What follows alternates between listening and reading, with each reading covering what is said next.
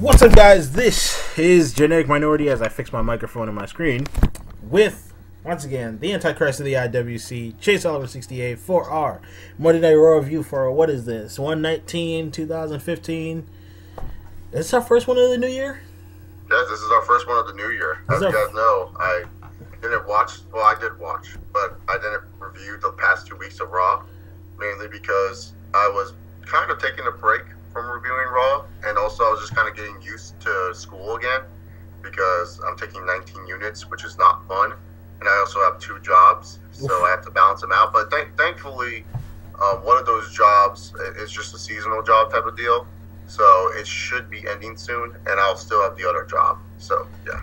That's legit. I work, but I work full year. It's at a school. It's a school that it works full round, so I don't have to have a seasonal job, but I get hella amounts of paid time off, so thank God for MLK Day. Oh, jeez Christ. Man, wrestling did a number on MLK Day today. Why is it that they act like they care about Martin Luther King? I mean, y'all don't really care about your black wrestlers, so why the fuck do you act like you care about MLK? Because if they didn't, then they'd get another, like, you know, call from, like, some Atlanta newspaper saying about how they don't care about black people. Yeah, that's true, I guess. If you guys want to see something on Martin Luther King, I recently have seen Selma like 80 times because I work at a movie theater and I have to serve people at my movie theater because it's one of those luxurious movie theaters. Ooh. It's not like a normal movie theater. We actually like serve the food to the people. So like it's perfect for anyone who's like completely lazy. Instead of like getting the popcorn at concessions, you press a button, you tell someone you want popcorn, and we serve it to you. So I've seen like Selma like 80 times, like at different points, just because of serving food to people. So I like it for what it was. So basically you're the West Coast version of like the Alamo Draft House in Texas, where you just sit at a table. Yeah, pretty much. Yeah, that's pretty legit. We have one of those up here, but they're super lazy about it. They just give you like a little tablet that lights up, and then they bring you like your 4 hot wings that still somehow cost you $10. Yeah, see, for me, for me, I don't say the theater I'm part of because I wanted to see if like anyone can actually catch me working at the movie theater. I'll say where I work once I'm done with the job, but I want to see if people like I know I'm not the most famous YouTube personality in the world, but yeah, I just want to see if anyone would recognize me, be like, "Oh, Chase," and then be like, "Yeah." And then I'm just gonna take a random trip after I get one of my paychecks and show and be like, "Oh my God, Chase, what are you doing here?" And you'd be like, "I've never seen you face to face. You're a lot fatter than I thought you'd be." You probably would say that. No, you'd say that to me. You'd be like, "Oh man, you're actually really big." Oh, yeah, I thought about. You're not fat at all, dude. But I mean, by comparison. But you'd be surprised. No. I think good camera angles. Oh, jeez. That guy. You'd be like one of those girls who's like covers half her face in her hair, and they'd be like, "Oh, that's how you know she's ugly." Yeah, exactly. All right, but first, before we, because this is the go home show, we missed last week. We're not going to review the whole thing, but I want to talk about something that stuck out last week that was irritating me, and is irritating me even more because there was no follow up to it. And that's last week they were doing the psych eval of Dean Ambrose. Mm-hmm. And we get to the bit where Dean is looking at all the pictures. And he gets to Roman Reigns and he goes, "Brother." Now, I don't know about you. Them two haven't spoken to each other since the collapse of the Shield. And then all of a sudden on the new Thursday Night SmackDown, they're teaming up together and brothers. And like none like the past, what has it been? 5-6 a year, they haven't spoken to each other on camera. All of a sudden, just because Dean Ambrose says "brother," that makes them cool all of a sudden. Yeah, not. All right then, moving on. I'm just kidding. Yeah, it kind of makes no sense why all of a sudden it was like Dean Ambrose was like calling Roman Reigns brother. I mean, remember when Dean Ambrose was getting attacked by Seth Rollins? It wasn't like, you know, like he was like Roman Reigns was like running out there to be like, "No, don't do this to my friend." Roman Reigns was like chilling in the back, doing his best John Cena impression. Oh yeah, he does a killer John Cena impression. Which means like I don't save anyone that I'm friends with. Yep, that's basically how it works. There is a hilarious picture of John Cena's face on a bunch of Blue Jolly Ranchers, and I'm loving it. What do you think of Cena's new shirt? I think he looks like a blue raspberry Faygo. It's weird because like during the opening promo, I was seeing more tweets about like Cena's T-shirt than I was about like what was going on in the promo. Yeah, Blue Cena, man. Way better than Blutista. At least Blutista, you can still kind of respect him. So let's just do this right. I'm freaking trying to download this picture of the Cena's faces on Jolly Rancher. It's the funniest thing ever. So Raw opened up. We get the Beast, Bork Laser. By the way, this is going to be a thing the whole entire night. I'm not really going to call anybody by their name. I'm going to call them whatever name I've made up for them in the moment while I was typing. Mostly my great grandmother's visiting, and she's like the funniest old lady ever. And I was so busy laughing at the stuff she was saying about wrestling, I really didn't pay much attention. And as I saw people, I just had joke names that I wrote down. So ignore that and just know that I'll probably reference the fact that they're a real person. So we open up. Raw opens up with Bork and Paul Heyman looking for a fight with Seth. Only to be met by God and what's that girl's name? Macho Man Randy Savage's ex-girlfriend, Stephanie McMahon. Mm-hmm. And then that's followed by them being interrupted by Blue Fago. Rollins. Huh? Oh yeah, sorry, Rollins. Rollins comes on the Titantron. Rollins was the whole Titantron thing. Rollins is on the Titantron. And he's just saying, Brock's gonna lose, blah, blah, blah, blah. Basically solidifying the fact that he's gonna be the fall guy in the main event of Royal Rumble, which sucks. Pretty much. I mean, even though he had a kick-ass segment last week, he's still the fall guy. I don't care what anyone says. Yeah, he's falling hard too. But anyway, as I download that picture of Cena, then we're into so they have a little back and forth, and that's fine. But of course, even Triple H, gets interrupted by Blue Cena, and he Chase almost got me to believe in a promo with him for a second. But of course, because it's Cena, he dropped the ball. He made some kind of stupid, corny joke. I was actually like, okay, the blue thing was throwing me off, but I was kind of feeling what he was saying out there because he came out serious. Normally Cena comes out, immediately jokes, which kills all the heat behind it. This time he tricked it. He did it in reverse. He came out, was 100% serious, then he joked and killed it. Then he tried to go back to being serious again, and it's just like, you killed it now. Mm-hmm. He always does this. Like I don't understand if Cena doesn't get it that you're not The Rock. You can't be funny and cut good promos. Like there's some people who can do it. There's some people who can actually go out there and be funny while they're cutting a promo. The Rock is one of them. Stone Cold has his moments. HBK is one of them. Yep. Triple H to a T. He can do it, but it's just like Cena tries way too hard, and his jokes are not really effective or funny. It's not making you die laughing. The last time he made me laugh really, really hard was when he was doing the rap battle with The Rock, and he pulled out the nuts and he threw him. He was like, something about these nuts. I was laughing my ass off. The rap battle was the last time I was laughing at anything Cena was doing, but that was actually entertaining Cena. This Cena is never entertaining, and this promo, it was just kind of the same opening of Raw. If you guys don't know, I actually enjoyed this week's episode of Raw. On most episodes where I'm just really, really pissed off most of the time. And this is one of the things I did not like about this week's episode of Raw. Just this, and then the announcement of the main event. You mean the spoilerific? WWE's telling me not watch the main event because John Cena's going to win. Because John Cena defending his title shot is he's never going to lose. Yep, that thing bothered me. And I was immediately so basically we're not watching the main event. That we can just predict how it goes. I even tweeted about it way beforehand, earlier in the show. I was like, here's the main event: it's John Cena versus quote the odds. Cena comes out, they beat him down. He super Cena's up. Somebody interferes. Cena wins. No one cares. The end. Man, you can't always have this one dude who we'll talk about. We'll call him the vigilante at this point. Oh, we can't have we can't have Arrow keep on coming out to save the bad WWE main event. Arrow. Have you not seen the show? That's funny. No, but have you seen the show? Arrow, yeah, about the Green Arrow. Yeah, that's the show on the CW, Arrow. Yeah, no, I seen the show, and that's why I was like, that's funny. That he just cut. Okay, you can't have Arrow keep on saving the show because he's always called the vigilante on the show for whatever reason. It's been 3 seasons now, guys. They're trying to make Green Arrow seem a lot tougher than he actually is. He's kind of prim and prissy in the comics. He's just really good at shooting arrows. Speedy's way cooler than he'll ever be because he's Robin with a bow and arrow. But anyway, well, Rich Speedy, man? There's a comic book nerd here. Which Speedy? His sister or the other dude? No, the other dude. Okay. Yeah, he's the boss. The one that was alongside Dick Grayson. You know, those two were always going back and forth. Which is Robin, by the way, for anyone who doesn't know. The first Robin is Dick Grayson. He later goes on to become Nightwing. So yeah, we get Cena.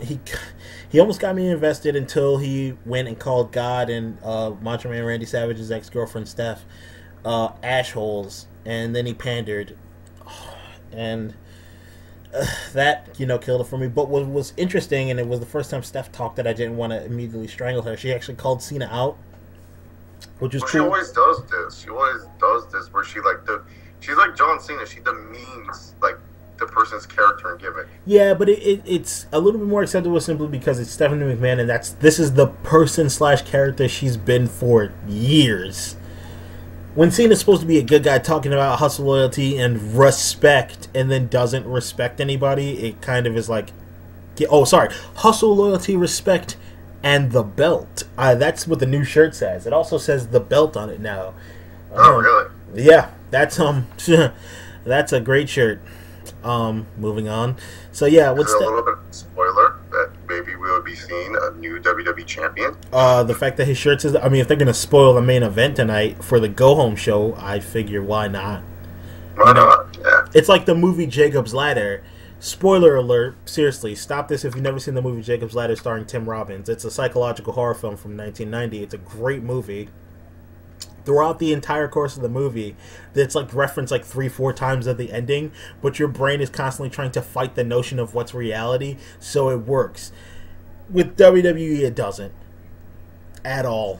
But anyway, Cena calls Steph and God ashholes, and then Steph calls him out. Seth Rollins starts calling Cena names, and he gets a little Botchamania worthy line, and Cena, of course, points it out. And I don't care, but nevertheless, Cena basically says that he wants a match at Royal Rumble. What he says is at the Royal Rumble, when he wins, he wants Ziggles, Cryback, and the Garbage Man to get their jobs back. But God says, well, Cena can have a match tonight, and if he wins, he can get all 3 of their jobs back. Which, man, just to spoil the entire main event, and no need to watch it because Cena's going to win because. And the thing was, it was more interesting when Triple H was kind of threatening at the Royal Rumble if Cena wins. Yeah. Then they can get back. Like that would make the triple threat like at least a little bit more watchable. Even though it's kind of like, oh fuck, Cena's going to win. But then at the same time, you're saying to yourself, I don't know, Brock Lesnar, they want him as champion really bad heading into Mania. So that would have been a lot more interesting for the Royal Rumble. If anything, like I felt like they blew their load tonight. I get it. You needed Arrow to come out. Having Arrow out here tonight was not a bad thing. But the reason why I'm calling him Arrow right now, guys, is because I don't want to spoil who came out at the main event, because we're going to talk about that a little bit later on the show. That's why I'm calling him Arrow. Yeah, we're going to keep calling him. Nope, don't explain it. Just keep going. And if you guys have never seen Arrow, Vigilante, you know who the fuck it is. But nonetheless, like, you needed something big to happen, I guess, to set up, Arrow versus God in the WrestleMania. So, yeah. Yeah, Arrow versus God should be awesome, man. I'm never gonna stop calling Triple H God from now on.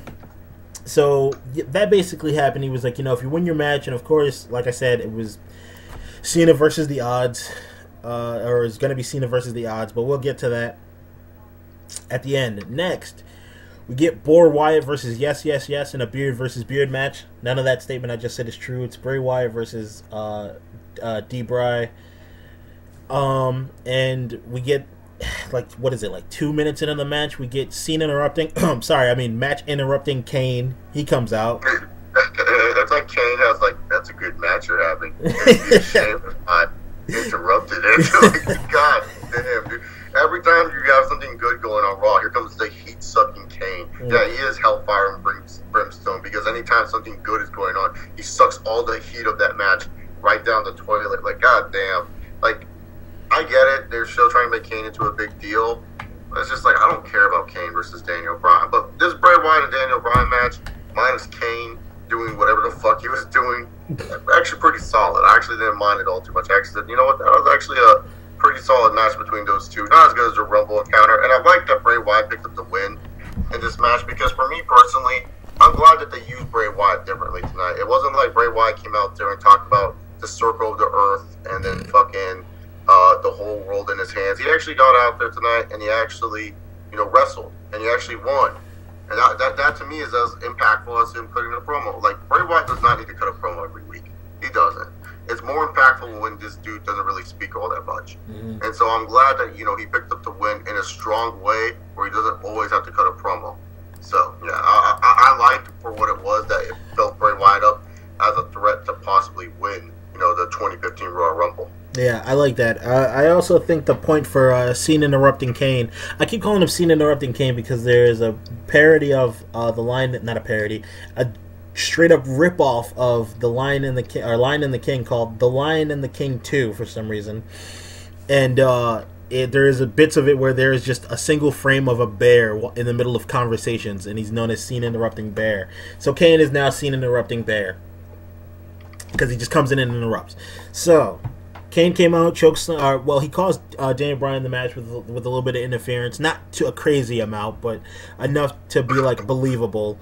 And whoa, you all right there? Yes.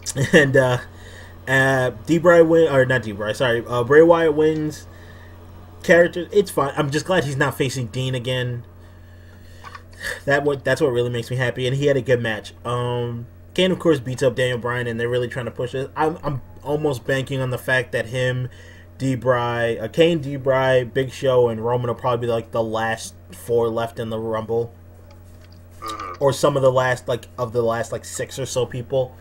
I'm pretty sure. I think it's gonna go Reigns. I think it's gonna be Reigns, Big Show, Bryan, and then Wyatt for the Final Four. I think what they're really setting up is for Kane to finally break the record for the most eliminations ever, and then just have D-Bry knee him right in the face straight out the ring. So Kane's gonna only get like 2 eliminations this Rumble? Yeah, basically. Okay. They might have him do it they might have him match his old record of 11 to make. I mean, you never really know. It'd be really cool to see him match his old record by eliminating the 3 guys that just got hired back. But yeah, that'll be a thing. So Kane chokeslams him, beats him up a little bit. Apparently, getting punched in the side and head makes your neck hurt. I've been punched a couple times in my life. And when I say a couple, I mean a lot. And my neck never hurts. My face hurts a lot. So keep in mind also, dude, that they're trying to play off that Daniel Bryan still has the injury. Oh yeah, the chokeslam I could see hurting his neck, but then the following punches to the head would hurt my head. Because that's not how body parts work. But anyway, next we get, a very interesting backstage segment. We get AU, Razor Ramon, or AU, sorry, AU.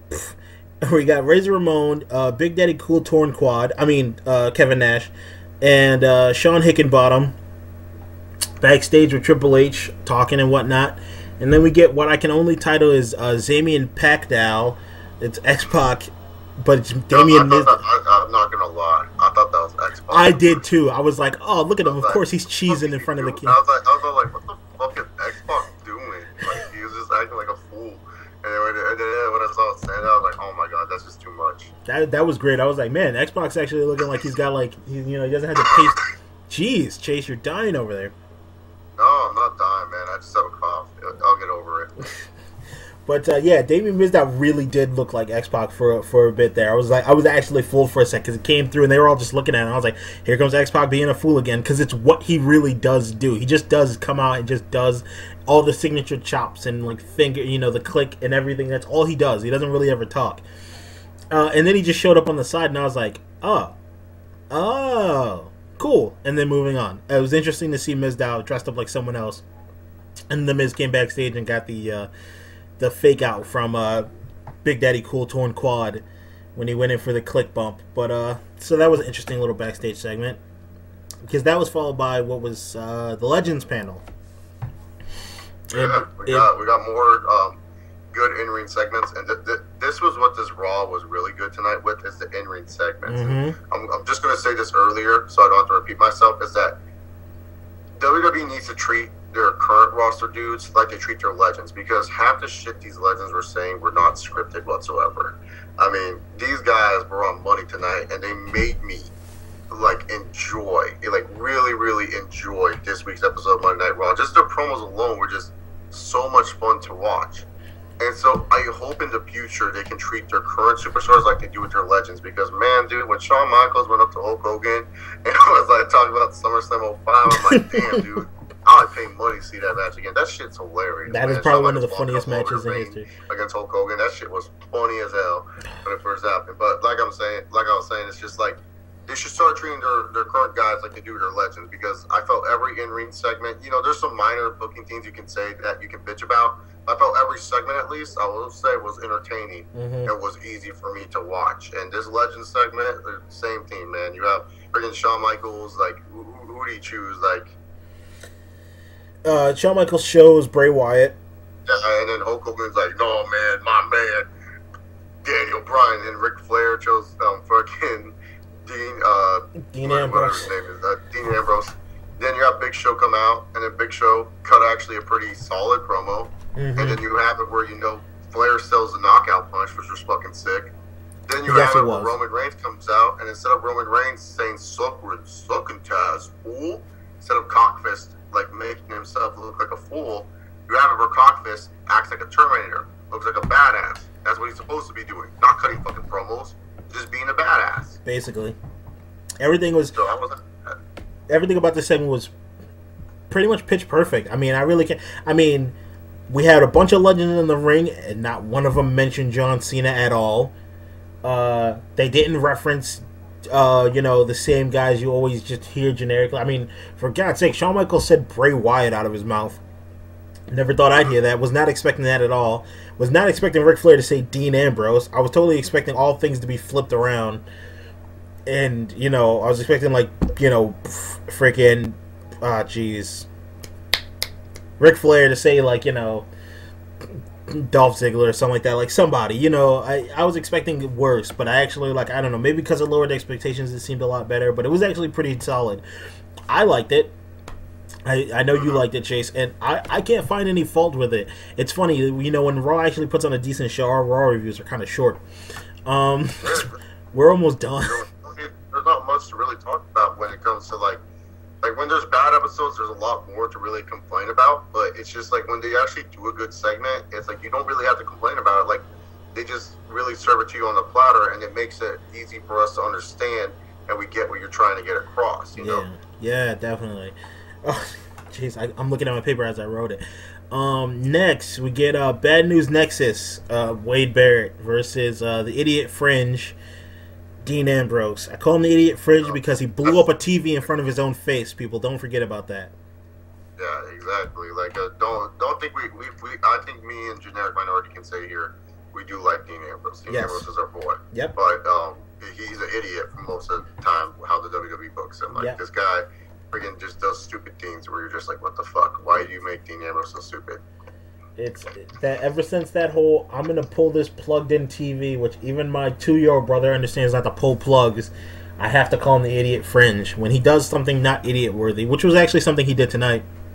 I mean, sucks for Bad News Nexus, but he actually did something noteworthy tonight, which is get a win. Oh yeah, that barely ever happens to Dean Ambrose. He never wins. We got Bray Wyatt and Dean both getting wins in solid matches. I know, God, what's going on with this universe? This was good too because I know the WWE didn't structure this card in a good way, but it's you have it where Dean Ambrose, after Ric Flair gives him fucking praise, you have him go out there and win. You are establishing another dude who's a favorite to win the Royal Rumble, I guess. Is it a little bit too late to make people believe Dean Ambrose is the ultimate favorite? Yeah, kind of, but hey, at least you gave him a win to back up the fact why Ric Flair chose him. Mm-hmm. And I don't know if they necessarily planned on that, because I'm pretty sure Flair just kind of pulled that one out of thin air, but it still worked, and that's great. Once again, I like Dean Ambrose. I really do. I also like Bad News Barrett, but, we all know where his career is going, the same path as Drew McIntyre. And that's just, how it rolls. So it's a solid match. The only problem with this match is why are there even mid-card titles? That's it. Because if Bad News Bear, don't get me wrong, he could have faced anybody else. They could have stuck any. I mean, you need a solid competitor for Dean Ambrose to beat to make him look like he's guy's head in the game come Royal Rumble. I get that. But on the flip side of it is Bad News Barrett is the champion. And the champions really shouldn't be. I mean, going into this pay-per-view, champions, or if you know there's going to be like the United States and the Intercontinental Champion, like Rusev is going to be in it, you kind of still want them to look strong, even though you don't because it just feels like maybe they might throw a monkey wrench at you. It's like the Intercontinental Champion's about to become WWE Champion as well. But other than that, the match was fine, and I understand the reasoning for it. And Bad News Barrett, I mean, if you're going to have any champion job out, I'd rather it be him. So, it was fun. I don't have a problem with it. Okay. And Exactly. Next we get... Oh, Jesus Christ. This is the only thing that's down for me, but that's only because I hate the faction. We get the New Baptist Church versus Cesaro and Tyson Kidd. Oh, yeah, dude. What the hell? No, skip. Skip? I don't even want to talk about it. This was a waste of time, man. Like, and they're going to have the worst pre-show match of all time. Like, oh, no. You think they're going to have the worst pre-show match of all time? Yeah, man, they're gonna waste us 10 minutes of these shitty eliminations. Like, goddamn. Yeah, you're right. Not even gonna argue with you on this one. We're gonna pass. Short story: the New Baptist Church won. Next we got this. This kind of sucked this segment. I don't know how to feel. I have mixed feelings about it.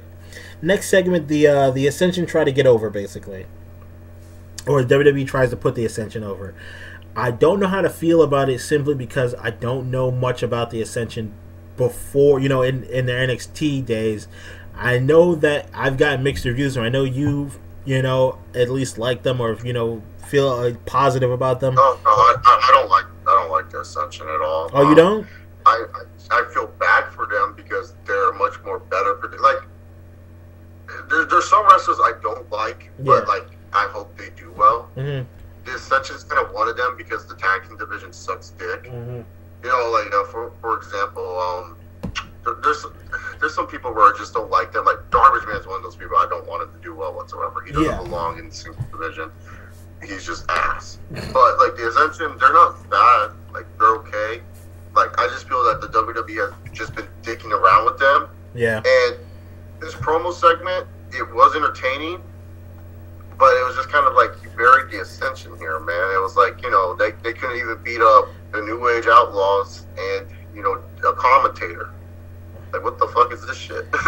Yeah, it's, I think what they were going for was the same thing The Rock did for Rusev, but it doesn't work here because the Ascension... We can't compare. We can't compare. Like, okay, if it was just the NWO, fine. Yeah. But this was an NWO vanilla life. This was like Scott Hall, X-Pac, and then fucking... Big Daddy Cool, Torn Quad. No, Torn Quad. Yeah, it was just those three. Mm-hmm. You didn't have Hogan in there at all, which I understand. You don't want to oversaturate the show with Hogan. Mm-hmm. But, it's just like those three. That's fine, because the NWO is a big-time faction. Like, I'm sorry, New Age Outlaws and APA, much love to them. Good tag teams back in the day. Yep. But it's not like they're like the most memorable tag teams from the era. Yeah, okay, maybe you can make an argument for New Age Outlaws, but I'm pretty sure more people will say ENC, as in Christian. Mm-hmm. The Dudleys. Yep. I will say the Dudleys more. Yes, and definitely. The Hardys. Yep. Like, those three would be thought of more than New Age Outlaws, who were mostly known for just D-Generation X. Like, you don't even say New Age Outlaws most of the time by themselves. You say, oh yeah, D-Generation X. Basically. So, yeah, that's just, it comes down to it, is just that, like, they kind of, like, got buried by dudes that aren't really that big of a deal. Like, you can't compare The Rock to these three. That's just me. Not at all. It comes down to it.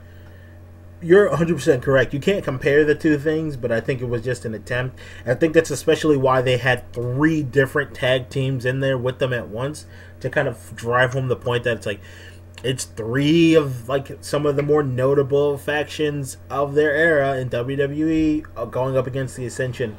Unfortunately, it creates like a negative. Like, instead of creating an explosion, it created like an implosion of just, bad for the Ascension. I don't know much about them. I got mixed reviews. You don't have a particular dislike, like an extreme dislike like you do of Garbage Man for them. I've heard other guys like Wiza say like they flat out just don't like the Ascension. And a couple other people I know, they're like, no, they're really cool, blah blah blah blah. But I personally like seeing them in WWE now. I'm not interested. I'm seeing them from the eyes of a casual fan, and I'm not interested in sticking them in the ring with one JBL, who's my favorite heel of all time, and New Age Outlaws, who they're okay. I'm glad freaking Billy Gunn cut his hair finally, and NWO. You're sticking them in the ring with a bunch of factions that I actually like for the most part. One of which being one of my favorite wrestlers of all time.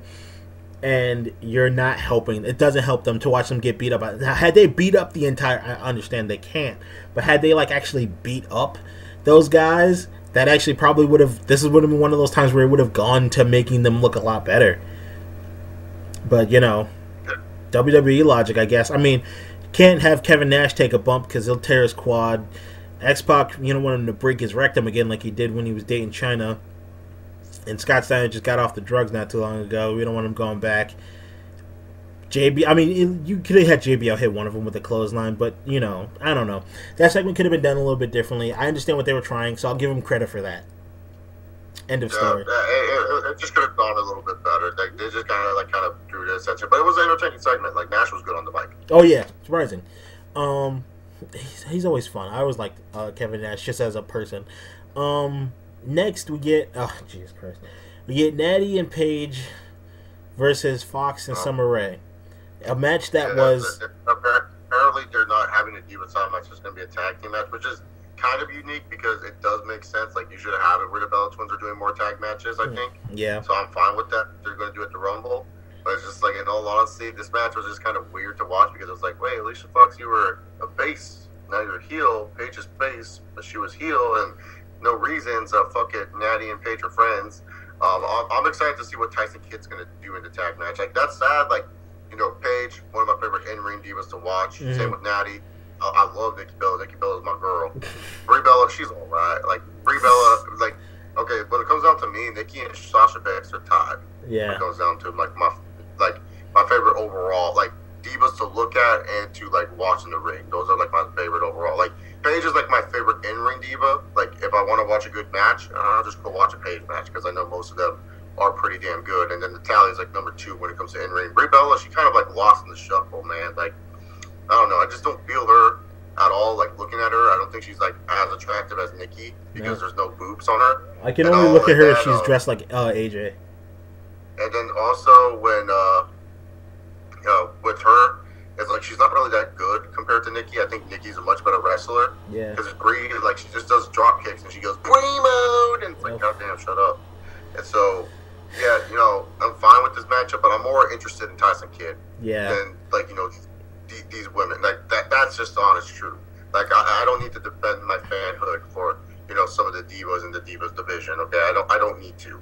I'm just saying, I'm more interested in what Tyson Kidd's going to be doing in that match than, what the divas are doing overall. Yeah. And that sucks, too, because it really should be about them. But I want to point out something that was what you said about, how it's confusing with Paige all of a sudden being a face, but still actually really kind of heelish. And Alicia Fox being now the heel and is just Alicia Fox, which is kind of crazy, which I like, by the way. In general, I'm totally down with Fatal Attraction's Crazy Chicks. My mother does not watch wrestling at all, and as she watches Total Divas every now and again, and immediately she goes, "So which one's the bad guy again?" And I was like, technically it's she's like, "It's Alicia Fox, right?" She's like, "Why was she a good guy not too long ago?" I was like, "Did you see last week or the few weeks before?" And she goes, "No.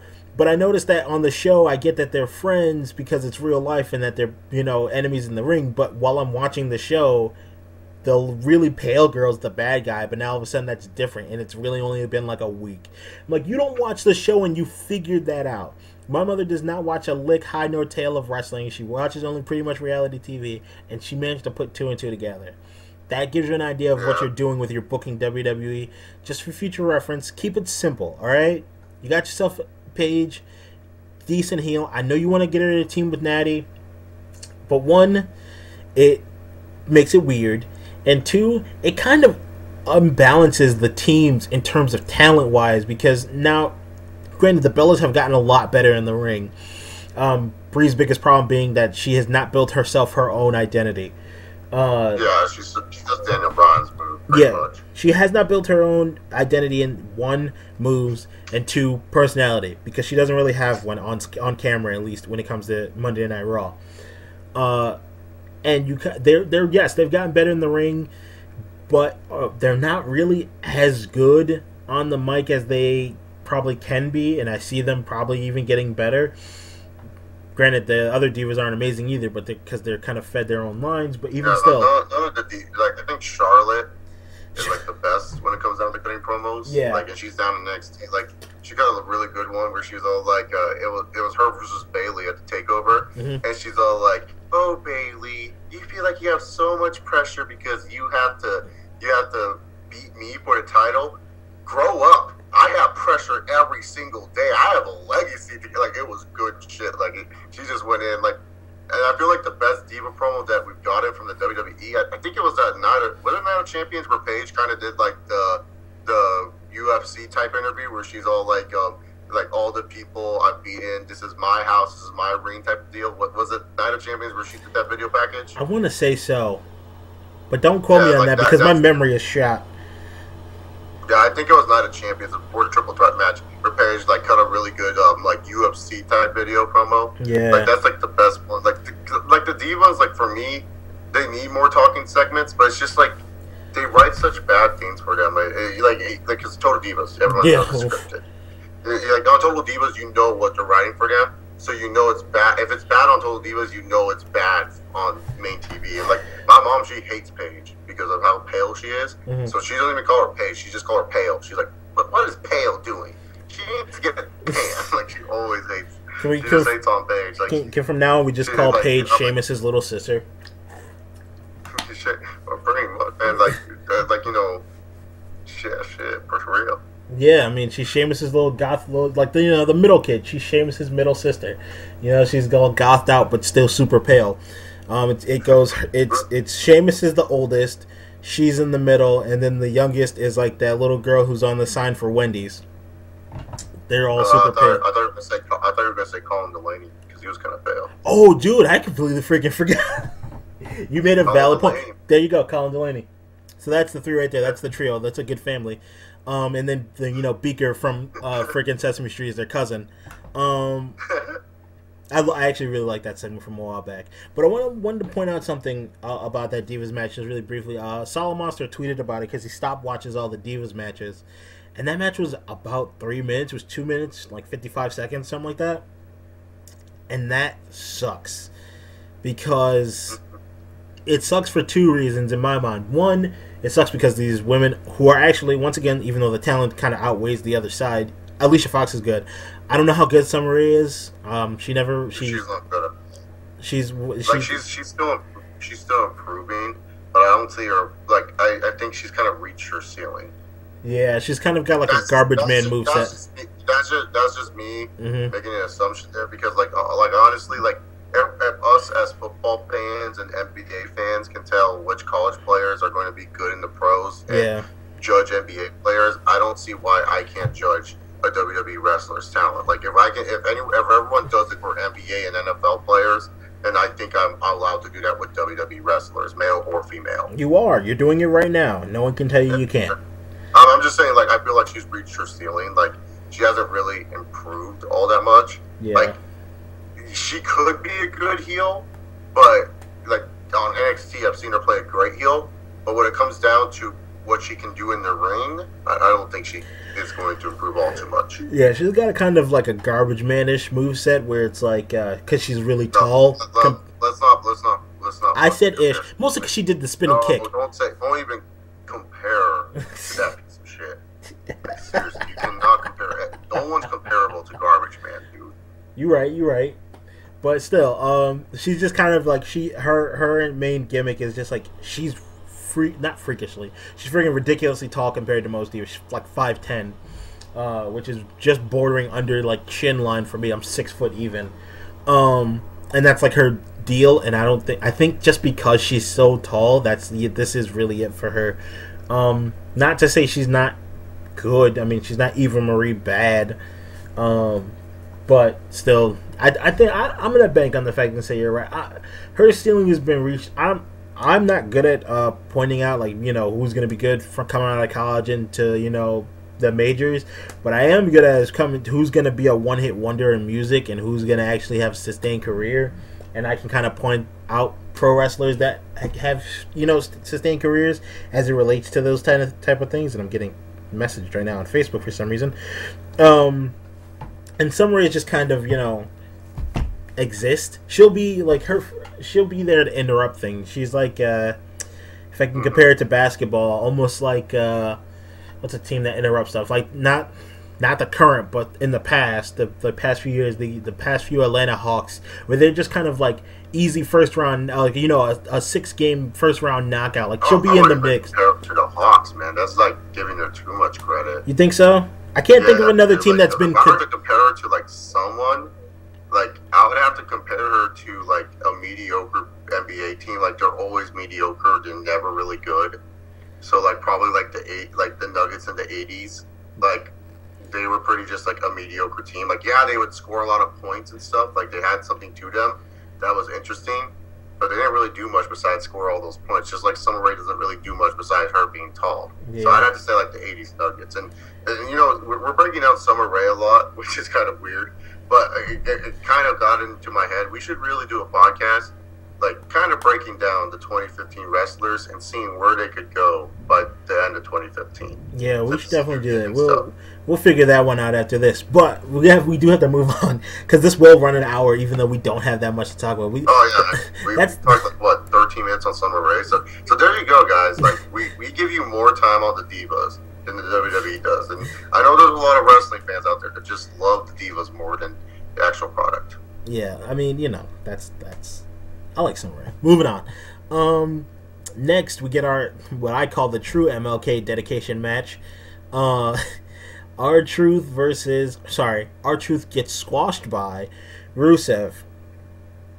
And, first you had the New Baptist Church coming out, shucking and jiving. Then you got R-Truth shucking, jiving, and rapping. MLK is so proud of Vincent Kennedy McMahon.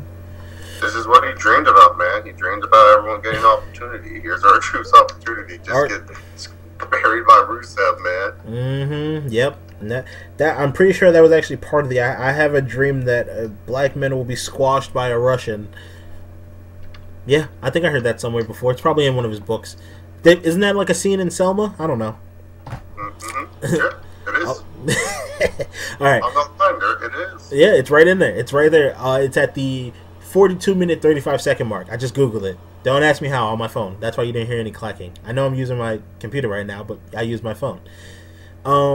So yeah, that sucks that R-Truth. Well, obviously it's R-Truth beating Rusev wouldn't make any sense, but it sucks that for MLK Day, R-Truth is losing, but the New Baptist Church, arguably one of the more racist things in WWE right now, is winning over an actual solid tag team in Tyson Kidd and Cesaro. I thought we were going to skip talking about that. We're skipping talking about that, but I wanted to make a reference to Black History. Next we got this thing. One of the Usos beat The Miz. I don't remember who. They both look the same to me. I don't care if you think that's racist. Like, they're brothers. Jimmy and Jay, like, it's funny. They actually both weigh differently, and they're both they're both are different weights. And I still can't tell them apart. No, they clearly look different. I just don't care which one is which. I know which one is Jimmy and I know which one is Jay. They have a distinct enough look, to me at least. It took me a while to finally, even back when they still looked the same before Nikki got the surgery, to pick out the Bellas. But once you figure out, like, it's one of those things where once I figure out who each one is, I know. But only that's because I have a lot of experience with twins in my life. Like, I've known a lot of twins. So I've only known one twin in my life. I actually went to college with one half of a set of twins that I knew back in high school. Not back in high school, my end of high school, college. They weren't in school with me, but they used to ride the bus with me, and I remember seeing both of them, and then one went to college with me, and I was like, oh, you're this one. And she's like, nobody ever knows which one I am. And I'm like, no, I recognize because of this. Jimmy and Jay Usos, their faces are slightly different. And it's just because they've been showing Jimmy so much with Naomi that I can discern him from the other. But I still just don't care which one of them is in the ring. And after Michael Cole used Twin Magic to reference how they swapped in the ring, I don't care anymore. So yeah, one of the Usos beat the Miz, which sucks. Miz down his money though outside the ring. He always is. Oh, jeez. Now we get to our spoilerific main event, which had a solid ending, but was super spoiled. Oh yeah.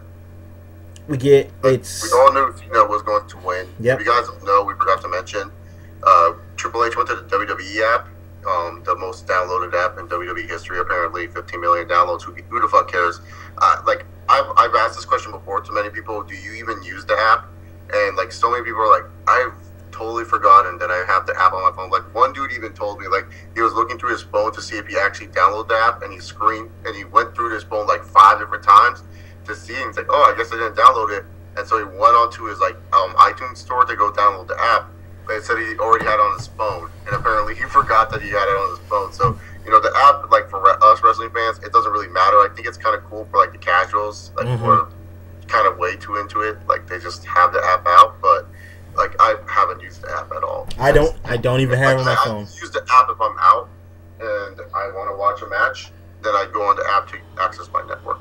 Yeah. But other than that, I don't use it at all or anything else. But never even downloaded the app. I downloaded WWE Supercard was the last thing I downloaded. Then I got rid of that because it took up too much space on my phone because I'm poor and I don't want to buy an update more memory, which I won't be at the end of this week, which is awesome. So I'm gonna go update my phone. But still, we get the spoiler. They had the freaking votes, which are super rigged if you haven't figured it out by now, because it was like an overwhelming freaking push for Cena to have this match for whatever reason.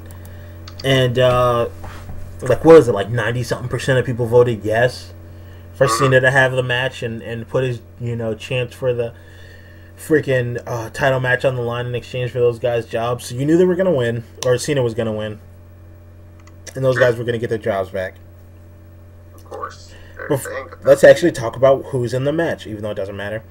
We got Seth Rollins, The Big Show, and Cena Interrupting Bear versus John Cena with, of course, J&J Security, God, and Macho Man Randy Savage's ex-girlfriend outside the ring. And if, of course, the same shtick you get with Cena every single week. He comes out, it's Cena versus the odds. Doesn't matter who's out there, it's always Cena versus the odds. Cena gets beat down, he builds a little momentum, people start interfering, and little by little it gets more increasing, and eventually something happens where he manages to get the win.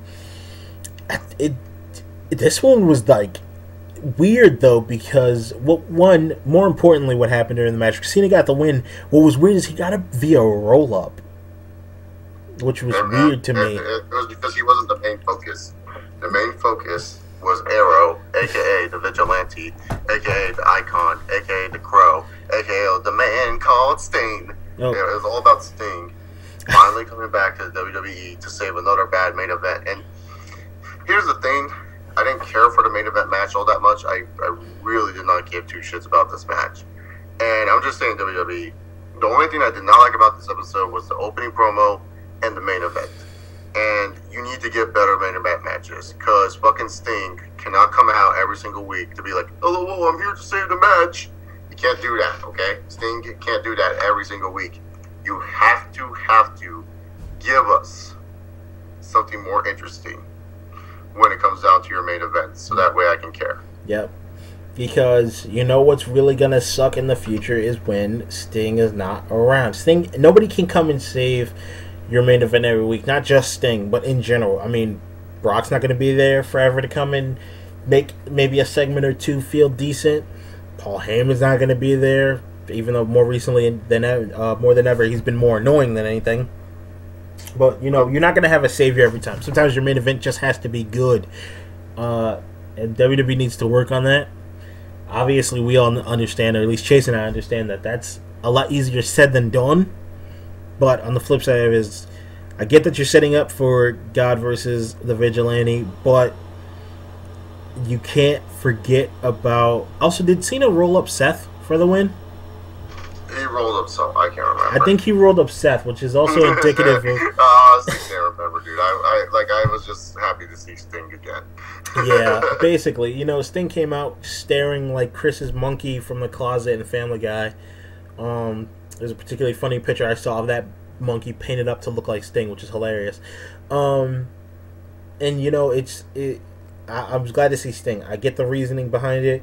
It's weird to watch him just stand and stare, and also not at the camera or anything like that, just off in a direction. I actually felt for a second that he might have been lost and not remembered his cue. But it was fine. The match was the same generic garbage we see at the main event of every week when the Authority's in control. New era of the Authority, remember, people. But Sting came in for the save with interesting to me simply because I wanted to see it. Brock Lesnar coming in at the end for the beatdown on Seth Rollins, Kane, and Big Show. So that was kind of cool. I just like the notion of Brock Lesnar. So is Brock Lesnar a face now? Yeah, that was the only problem I had with it. I like that Lesnar actually did shit as champion because most of the time, it's Lesnar just chilling out doing nothing. Yeah. But he actually came out and did shit. And he actually, caused some damage. So I like that notion that Lesnar did shit. But my problem was he did it on, the 3 heels where it's oh, God, you're kind of getting some babyface reaction for Lesnar here. Is that what you really want as a company? Because the WWE is never going to admit that, Lesnar is well received by the fans. They're never going to admit that. They're trying to play it off he's the guy who ended the streak, so you're supposed to hate them. But it's a majority of the fans don't hate this guy. They like this guy. They like seeing him be a badass and shit. So yeah, I don't get why he went up to beat the heels. Like I said, I like the notion of what he did. It makes sense. Lesnar should be trying to kick Seth Rollins' ass. That's common sense booking. Most of the time with John Cena, you have it where he gets his ass kicked. You're like, oh, well, you know what, you're poopy head, and I made a joke. John Cena doing that. But with Brock Lesnar, instead, you had him come out. He threatened Seth beforehand. Yeah, I'm not going to beat you up. You're not worth my time. I'm a prize fighter. I pick my fights. Yep. Type of deal. And then you have it where he comes out anyways. He's like, fuck you, I'm going to kick your ass. So it's that was a good thing. It's a good notion that you make Lesnar look like a threat and show why he's the WWE champion. But at the same time, it was kind of you did it on the 3 heels that have the most heat. So you're kind of presenting them as a babyface, which we know you're not going to do with. You're not going to go all the way with them. Yeah. And once again, even though I hope we don't ramble on too long, if WWE is smart, they kind of just do that. See, the trick is that no one's really mad, and I know you're not Bork's biggest fan, but, as someone who did like Brock Lesnar, simply because his early stuff was him beating up on the Big Show, and I hate the Big Show, it's never going to go down in history that he's the guy who's hated for ending the streak. It's going to be Vince McMahon as the guy who's hated for ending the streak. So no matter how hard... He's not going to go down as a dude that's hated for that reason. If anyone has complaints of Lesnar, it's pretty much that he didn't really love the sports of professional wrestling, which is true. He didn't love the sport of professional wrestling whatsoever.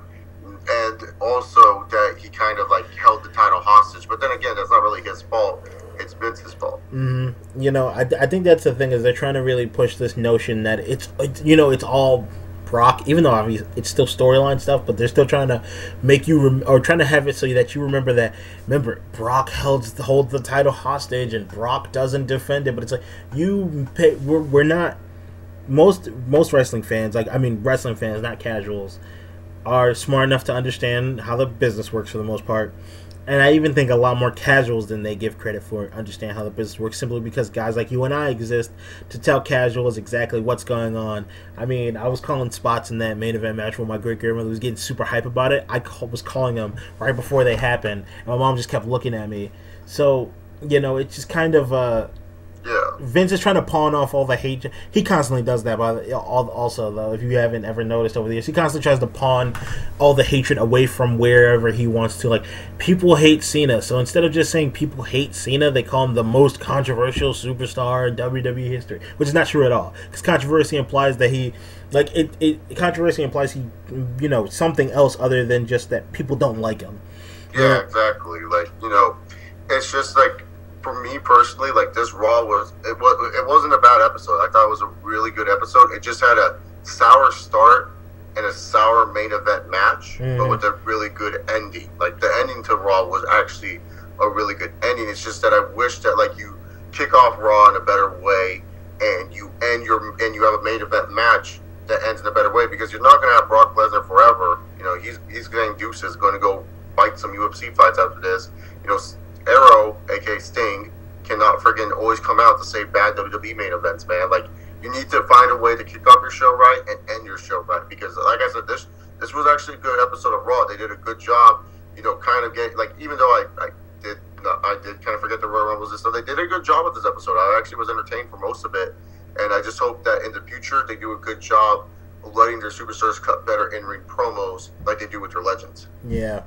And I hope so. I mean, I've seen little bits. You always see glimmers of hope with WWE, you know, maybe letting the, you know, wrestlers kind of take a little bit more control and, you know, allowing things to be flowing a little bit more creative and not being, you know, trapped in this box that they've been in for so long. And it always doesn't. It usually doesn't pan out, you know, and that sucks as a fan. But on the flip side of it is like maybe hopefully other people start to wise up, and this will be a pattern that starts to change.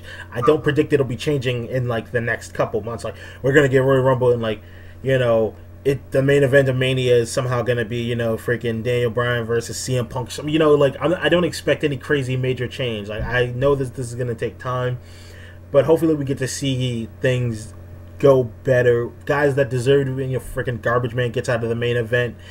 And, you know, Cesaro's getting in the main event. You know, like, things like that. Bray Wyatt's character doesn't need to constantly come out and speak gibberish every week.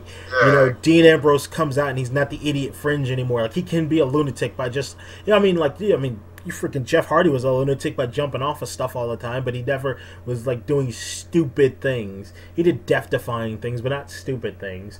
You know, so that's what I want to see. And like Chase and I think we both understand that that's not going to be an overnight thing. That it's a process and it takes time, just like everything. That's another thing too that's wrong with, like, the consumers, the casuals fans. Like, even when they do wise up, unfortunately, they jump into that, like, shady area of the IWC where they expect immediate change. You know, every faction has that group of people, like internet feminists, who expect, like, women to be just the dominant species instead of everything being equal. And, you know, IWC, the dark side of the IWC, where everyone expects, you know, just the skinny guy, you know, the Daniel Bryans of the world, the Austin Aries to be in the main event and things like that, when there's a whole lot more and a lot more people that understand the intricacies of it. But hopefully WWE is just moving forward. This was a good step, especially with the way the new year ended and started. Totally agree. And hopefully the Royal Rumble will be awesome. Yeah. Hopefully. Like, I'm not really too high hopes on the Royal Rumble. Maybe later this week we can do predictions on your channel as well. Maybe try to find a way to film that. Because, like, that'd be interesting, that video that I was talking about, the 2015 Superstar. Like, yeah. You know, see where they would go, Superstars and Divas. So, yeah. But that's it. Like, I enjoyed this Raw. Good episode. I know it doesn't sound like it's the tone of my voice, but I really did. Like, I actually really was, like, sitting there saying, wow, this is what the WWE could do every week. Why can't they do it? And yeah, you know, that's the thing too. I felt like, you know, like, you can do it, so keep on doing it. Like, I know people are gonna say, "Oh, it's mostly the legends that carried this episode," which is true. But I just felt like what they were doing in the in-ring segments were more effective than what we're seeing most of the time. You know? Yeah, I think the thing is, you know, we don't need WWE to be, you know, like it's not GM mode. You don't need to be 5-star matches every week to keep the ratings up. You just need, you know, something. And this was something. It was something you can, build towards. Like, this is the first time, even though it's a little bit too late, this is the first time I've actually seen them start in a while, like at least the past 3 or 4 pay-per-views, to build towards the pay-per-view itself. Things aren't just seeming to happen out of nowhere, really. You know, things seem like they've been set up for a fair amount of time. And even though other stuff's been going on, like, you know, you've had Dean versus Bray for so long, but now these two are actually, like, them now all of a sudden looking like they're serious competitors and getting the little rub from the legends. It doesn't seem, 1, forced, and 2, really out of nowhere, because these are guys you want to like and you want to be favorites for main events and Royal Rumbles and things like that. So everything flowed right in this Raw, which it hasn't flowed right in a long time. So it's weird. It's almost like Raw got drunk, and surprisingly, it's better drunk than it is sober. Like when they're claiming, when they put I think they put too much thought behind it. They actually wind up ruining it a lot of time. When they found a good balance of letting things flow natural while at the same time putting some structure around it, and I think it's a positive. We'll see the coming weeks, especially at the Royal Rumble, how this goes, leading up to Mania. And once again, it's the road to WrestleMania. This usually happens a lot, is that they get into a nice, good flow on the road to Mania, and things seem pretty decent. But we'll talk about Mania when that time comes around. I'm curious as to what they're going to be doing, to draw people in, especially with no more streak. I mean, I have ideas, and I'm pretty sure, but still, I don't know what's going to be as interesting. But yeah, I think WWE's doing. They did all right this week. Not a perfect show. I give it like a 3.7, possibly even a 4 out of 5. I don't have a problem giving it a 4 out of 5. It especially by comparison. Yeah, by comparison, maybe it's us also kind of lowering our standards a bit because we haven't seen good Raws in a while. But yeah, even that it's just even that it can't ruin my mood of how much I did enjoy this episode of Raw. I won't even get too pessimistic here. Yeah, no, we're not gonna dwell on it too long. But join us again, hopefully next week. I'm trying to think if I have anything to do next week. And just follow Chase on Twitter, ChaseOliver68. Go subscribe to his channel if for some odd reason you're not. Follow me on Twitter, Genetic Minority. Subscribe to my channel, which I also meant to mention this, and it always escapes me whenever you post a video. For some reason, the freaking URL to my channel is still Dashing Diggity, and apparently I can't change that until I get 500 subs. So sub to me, people. That'd be awesome. I want to change my channel name to my URL to Dashing Diggity. Every time you put Genetic Minority, I'm like, man, this shouldn't work. Oh, it's still Dashing Diggity. Well, now I feel like a turd. And make sure I remind Chase, and then I forget. So yeah, sub to me, people. That feel awesome. And follow me on Twitter, because what's funny is that I'm and Chase is as well, but I can't speak from 100% of the time. I know that for the most part, we're two of the more active people when it comes to our fans, messaging us and talking to us over Twitter. Yeah. So go follow us. You might even be cool enough to get a follow back. At least for me, Chase is super cool. A-list YouTuber. No, I'm not A-list. I'm like D-list, if anything. You're D-list, but I'm like F-. I'm like a character on Psych. I'm like a character on the USA TV show. If I'm going to be real here, I'm like a character on the USA TV show. I'm on a popular USA TV show people like, but I'm not really that good of a actor to reach any. Yeah, you're Covert Affairs. People like you, but for some reason, I like Covert Affairs, White Collar Psych. All of those shows. You're Covert Affairs, and I'm what shows not really popular, but for some reason people still have a cult following. Buffy the Vampire Slayer. Yeah, no, Buffy's pretty popular. It wasn't. If you go back and look at the ratings, and I'm sorry we're rambling, people, but if you go back and look at the ratings, it really wasn't. But it has an odd cult. I'm a cult classic movie, like a movie that is terrible, but still has follows, like The Room. If anything, you're like a current Nickelodeon show. Hey. Hey, man, that's good. At least you're because you'd be able to get random movies for no reason, so that's good. Yeah. Oh yeah, you're right. It's not bad. I mean, I'm more worse than you, man. You at least have the potential to break out. I'm stuck on the USA Network. I think that's it. Officially now, I'm announcing it, at least for myself. The road to WrestleMania here on Generic Minority is also the road to, I don't know, what's a good number? 50,000 subs. 10,000. 10,000 subs. You ain't our Carly, baby. You're more like the Naked Juice brand at this point. 1,000 subs. Let's say 500. So let's try to get 500 subs on the Generic Minority channel. Let's do it, people. Road to 500 subs. I'm freaking going and changing my Twitter name, not from Generic Minority, but the secondary name from Black Squidward to #Road to 500 subs. Let's do it. I'm in. That's it. All right, guys, come back, join us next week.